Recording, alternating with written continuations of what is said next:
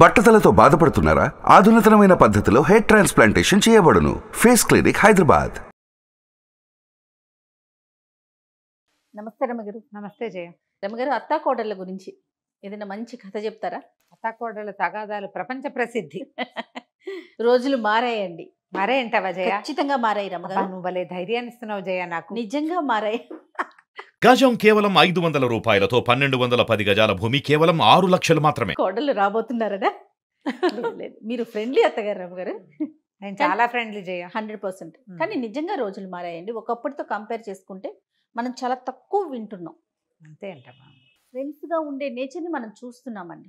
కోడలతో అత్తగారు, అత్తతో కోడలు కూడా సేమ్. అదే హోప్ సో. పూర్వం ఒక రంగాపురం అనే ఊళ్ళో రాజమ్మ అని ఒక ఆవిడ ఉండేదట. ఆవిడ గంప గయ్యాళి. ఆవిడకు ఒక కొడుకున్నాడు వీరయ్య. భర్త లేడు. వీరయ్య కొంచెం మెతకవాడు. ఈవిడ నోటికి జడిసి ఆ అబ్బాయికి ఎవ్వరూ పిల్లనివ్వలేదుట. ఎన్ని పెళ్లి సంబంధాలు వచ్చినా 2 వాక్యాలు మాట్లాడంగానే వాళ్ళకే అర్థమైంది ఈవిడేంటి కొంచెం లౌడ్గా ఉండటం. లౌడ్ చాలామంది ఉంటారు, గట్టి గట్టిగా మాట్లాడేస్తారు. అవి నాకు భయం వేస్తుందమ్మో, చాలా లౌడ్ అని. ధోరణిగా మాట్లాడడం. ఆ ధోరణిలో తగ్గించుకోకపోతే మా అబ్బాయిలకి పిల్లల్ని ఇవ్వరు. జాగ్రత్తగా ఉండాలి. జాగ్రత్తగా ఉండాలి. నాకు లేదు రమగారు టెన్షన్. మేము లౌడ్ కాదు. అయితే అదే కాకుండా చుట్టుపక్కల వాకప్ చేయగానే అమ్మో ఇది గంపకయ్యాలి, దీని చేతికి ఇంకేమన్నా పిల్లని చంపేస్తుంది అలా చెప్పేవాళ్ళు. క్రమంగా పెళ్లి సంబంధమే రావడం మానేసింది. అయ్యో, ఆయన 22వ ఏటో 23వ ఏటో మొదలుపెట్టారు. ఆ వీరయ్యకి 30 దగ్గర పడుతున్నా సంబంధాలు కుదరల.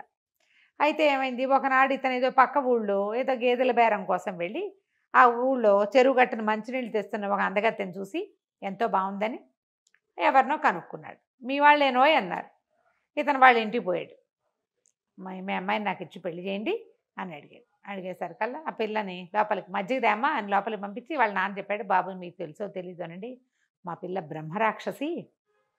మా ఈ ఊళ్ళో అది పొట్టాడని వాళ్ళు అది తిట్టని వాళ్ళు ఎవ్వరూ లేరండి, ఆలోచించుకుని చేసుకోండి శభాష్ అనేసరికల్లా ఇతనికి పిల్లేమో నచ్చింది. గయ్యాళమ్మ అలవాటే వాడికి. తెలుసా వాడికి వాళ్ళ అమ్మ గయ్యా? తెలుసు. తెలియకేందుకు, తల్లుల గయ్యాళితనం పిల్లలకి తెలియకుండా ఎందుకు ఉంటుంది? వాళ్ళ అమ్మ కాబట్టి భరిస్తారు, యాక్సెప్ట్ చేసేస్తారు కదా రమ్మగారు. ఆడపిల్లలైనా మగపిల్లలైనా తమ తల్లుల లౌడ్నెస్ని ఒప్పుకుంటారు వాళ్ళు. అలవాటు అంతే. ఇంకా కసిరేస్తూ ఉంటారు. తల్లి మీద ప్రేమ ఉంటుంది కదా జయ, తల్లులతో సన్నికర్ష ఉంటుంది. అయినా గయ్యాళి వాళ్ళు పిల్లల్ని కసురుతారు కానీ మరీ అంత గయ్యాళిగా ఉండరు, బయట వాళ్ళతో ఎక్కువ ఉంటారు. అక్కడి నుంచి ఏమైంది, ఇతను పెళ్లి చేసుకుంటానన్నాడు. పర్వాలేదు పెళ్లి చేసేయండి, మీ ఊరు పురోహితుడిని పిలవండి అంటే సరే ఏం చేశారు, సాయంకాలం మంచి ముహూర్తం ఉందని ఇంకా అమ్మలేదు ఏం లేదు, పెళ్లి చేసుకున్నాడు. చేసేసుకుని ఆ పిల్లని తీసుకొచ్చాడు. ఆ పిల్ల పేరు ఇందిర. తీసుకొచ్చాడు. తీసుకొచ్చేసరికల్లా ఆవిడ ముందు నిర్ఘాంతపోయింది. ఎవరెవరా ఇంత పని చేస్తావా అంది. కానీ తర్వాత ఏమనుకుంది, పిల్ల అయితే చక్కని చుక్క, ఎక్కడా సంబంధాలు రావట్లేదు, ఫోన్లే పిల్లాడి పెళ్లి కావద్దు, సరేలే అని ఊరుకుంది. 1 నెల రోజుల పాటు కోడల్ని బాగా ముద్దుగా చూసుకుంది. ఆ అమ్మాయి కూడా వాళ్ళ అమ్మ నాన్న చెప్పి పంపించారు, అణిగి మణిగి పడుండవే, ఇప్పుడే పెళ్ళయింది నీకు, లేకపోతే పెళ్లి కూడా అవ్వదు, నీ పేరు తెలిసి ఎవరు రావడం లేదు అని అమ్మ నాన్న కొంచెం నచ్చ చెప్పారు. ఈ అమ్మాయి 1 నెల రోజులు ఆగింది. ఆ తర్వాత అంటే అంటే చిరాకులు పరాకులు విసుకులు కసుకులు నానా గందరగోళం. అత్త కోడళ్ళు. ఇతను ఎక్కడికైనా వెళ్ళి ఇంటికి వస్తే వంట అయ్యేది కాదు. మీ అమ్మతో పెట్టించుకోమనేది ఆవిడే. నీ పెళ్ళం ఏం చేస్తుంది, కూర తీసుకొచ్చావు కదా అంటుంది ఈవిడే. కొట్టుకు చచ్చిపోయేవాళ్ళు. ఈ సందట్లో ఇతనికి అన్నం పెట్టేవాళ్ళు కాదు. ఈ అమ్మాయి పొయ్యి మీద బియ్యం పెట్టి అవతలకి వెళ్తే ఆవిడ మాడినా దింపేది కాదు. ఆవిడ కూరేసి యువతలకు వస్తే అది తగలడిపోయినా ఈ అమ్మాయి మాట్లాడేది కాదు. ఇలా చేసేవాళ్ళు. తిండి దొరికేది కాదు, విసుగు పుట్టిపోయేది. కానీ అతను సహజంగా మెతకవాడు అవటంతో వాళ్ళిద్దరూ ఏం చెప్పినా ఏం మాట్లాడినా గొడవకి దారి దిగన. మా అమ్మతో ఏమిటి ఇలా అన్నవట అని ఆవిడని అడిగేవాడు కాదు, మా దాని ఎందుకే అమ్మ అలా అన్నవట అని అమ్మని అడిగేవాడు కాదు. ఇద్దరు అలాగుండేవాళ్ళు. ఈ లోపల ఏమైంది, ఆ ఊరు పెదకామంది గారు అబ్బాయి పాము వాత పడిపోయాడు. పాము గారపోతుంటే ఇతను ఆ పాముని తప్పించాడు. వీరయ్య మగ అబ్బుకొని పిల్లాన్ని వెనక్కి లాగేసి పాముని కొట్టేశాడు. వాడు పోయి నాన్న ఇట వీరయ్య నాకు ఎంతో సహాయం చేశాడు, కాపాడాడు అంటే అతను పిలిచి చాలా సంభావించి, బొళ్ళు గొడ్లున్నాయి వీరయ్య, ఒక ఆవును తోలుపో అన్నాడు. ఒక గొడ్డు అని చెప్పాడు. ఇంటికి వచ్చి అమ్మాయి పెదకామంది గారి దొడ్లో ఇంచి ఒక గొడ్డును తోలుకెళ్ళమన్నారే. వాళ్ళకి ఆవులు ఉన్నాయి, గేదెలు ఉన్నాయి, ఏం చేయమంటావు అన్నాడు. అనగానే తల్లింది, ఆవు ఎంతో మంచిది, శ్రీ మహాలక్ష్మి, ఆవును తోలుకురారా అంది. పెళ్ళామంది, ఆవు పాలు పల్చగా ఉంటాయి, పెరిగి ఏం బాగోదు, తట్టట్లాడుకుంటూ ఉంటుంది, ఇంత వెన్నైనా రాదు, గేదె పాలు బలం. మనం కూడా చెప్పుకుంటాం ఇవి. ఆవు పాలు పల్చను కదా, అవును. ఆరోగ్యం సంగతి పక్క పెట్టు. గోవు శ్రీ మహాలక్ష్మి అంటుంది అమ్మ.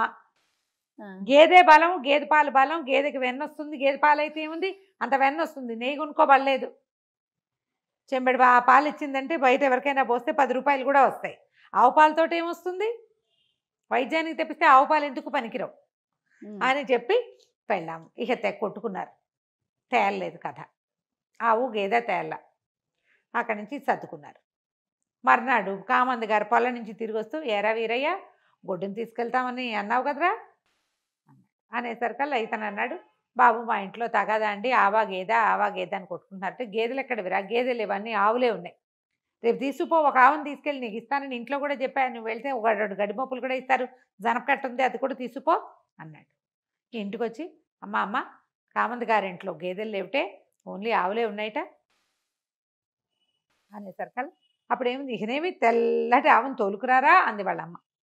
తెల్లావేం అందంగా ఉంటుంది, నల్లటావైతే అందంగా ఉంటుంది, నల్లావు పాలు కొంచెం చిక్కగా ఉంటాయి, నల్లావును తోలుకు రావాల్సిందే అంటుంది పెళ్ళాం. మళ్ళీ స్టార్ట్.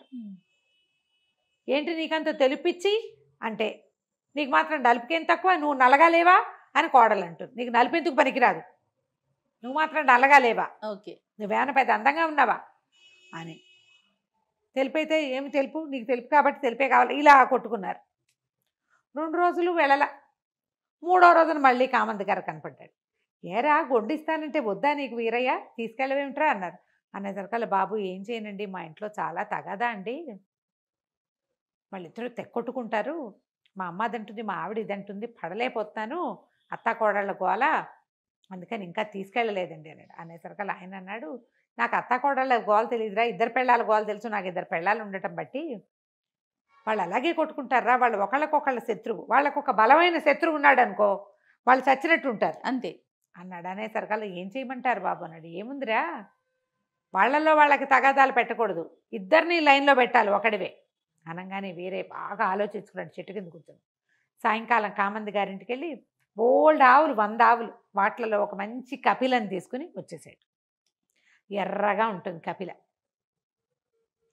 పాకెట్లోకి వచ్చిన ఆవును చూడగానే నిర్ఘాంతపోయారు వీళ్ళు, అత్తాకోడలు. అవురవరా, తెల్లటి ఆవును తోలుకోమంటే ఎర్రావును తెచ్చావేరా, నీ మొహం మండా అంది తల్లి. పెళ్ళామంది, బుద్ధి లేదు నీకు, మీ అమ్మలాగానే నువ్వు కూడా అంతే, చెప్పింది చెవినేసుకోవు అన్నది. ఆనంగానే ఏమీ లేదు, సర్రమని లేచాడు. తల్లి దగ్గరికి వెళ్ళే ముందు, నీకేమైనా బుద్ధి ఉందా, చిన్నవాళ్ళని శరణార్థాలు పెడతావేంటి, నా ఇష్టం, నేను ఏదో ఒకటి తెస్తా, నోరు కంట్రోల్ చేసుకో, పెద్దదాని వెయ్యవు, మర్యాదలు ఇచ్చిపుచ్చుకో, నువ్వు ఏమైనా బాగుపడతావా అంటోంది వాళ్ళమ్మ. తల్లి మాట వినని వాడు ఏం బాగుపడతావు, ఏం బాగుపడటం ఏంటి, ఏం మాట వినమంటావు, నోరు మూసుకుని ఇంట్లో కూర్చున్నావా, ఇంట్లో ఉండు, లేదా నీది నువ్వు కాచుకుని తాగు పక్కన అనగానే ఆవిడ నిర్ఘాంతపోయింది. ఎప్పుడైతే అత్తగారిని మొగుడు తిట్టాడో ఈ ఇందిర రెచ్చిపోయింది. అలా గడ్డిపెట్టు, అన్ని విషయాలకి తగుతున్న మారి ముసలమ్మ మూల కూర్చోకుండా వచ్చేస్తుంది ప్రతిదానికి, బాగా చెప్పావు ఆనంగానే గిరుక్కు నీడు తిరిగాడు. పళ్ళు రాలగొట్టేస్తాను, నేను ఆవును దేవాలో నువ్వు చెప్తావా, మగవాళ్ళ వ్యవహారంలో నీకెందుకు, పెళ్లి చేసుకున్నా ఇంట్లో వంట చేసావా కాపురం చేసావా అన్నట్టు ఉండాలి, అక్కర్లేని విషయాల్లో కనుక కలగ చేసుకున్నావంటే కాళ్ళు విరకొట్టి పొయ్యిలో పెట్టేస్తా అనగానే నిర్ఘాంతపోయింది. తల్లిని కొట్టినంత పని చేసి ఇందిరిని నిజంగా కొట్టబోయాడు. వాళ్ళిద్దరూ నోరు చేసుకున్నారు, వాళ్ళకి అలవాట్లేదు వెనక్కి తగ్గటం, మాట విసిరారు, విసరంగానే ఇతని మీదకి వెళ్ళిపోయాడు. ఎప్పుడైతే నిజంగా కొట్టబోయాడో బిక్క చచ్చిపోయారు ఇద్దరు. నిశ్శబ్దంగా ఊరుకున్నారు. ఆవుకు పసుపు రాసి బొట్టు పెట్టండి, దొడ్లో తీసుకెళ్ళి కట్టేయండి, కాస్త కుర్తిపెట్టండి అనగానే వంతుల వారీగా చేశారు పనులు. ఆ తర్వాత నుంచి కొట్టుకోవడం మానేశారు. అతను ఉన్నంతసేపు కుక్కిన పేర్లు ఏమిటి, అతను వెళ్ళాక ఇలాగ నన్ను చూసేవా అత్తయ్య, మీ వాడు ఏమన్నాడు అని కోడలు, ఏమిటో వీడు ఇలా తయారయ్యాడు అని అత్తగారు. వాళ్ళిద్దరు మాట్లాడుకున్నారు. ఒక బలమైన శత్రువు ఉంటే వీళ్ళిద్దరూ ఇక కొట్టుకోరు, ఆ శత్రువు అతనే, అతనే కంట్రోల్లో పెట్టుకున్నాడు. ఆ తర్వాత ఇంకా కొట్లాటలు లేవు, గయ్యాళితనాలు తగ్గిపోయినాయి. సాగుతుంటే కదా మాకు గయ్యాళి, అంతే కదా కదా.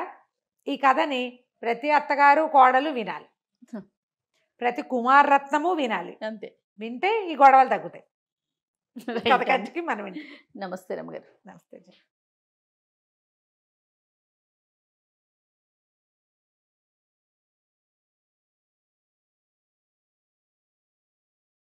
సుమన్ టీవీలో మీ పర్సనల్ అండ్ బిజినెస్ ప్రమోషన్స్ కోసం కింది నెంబర్కి కాంటాక్ట్ చేయండి.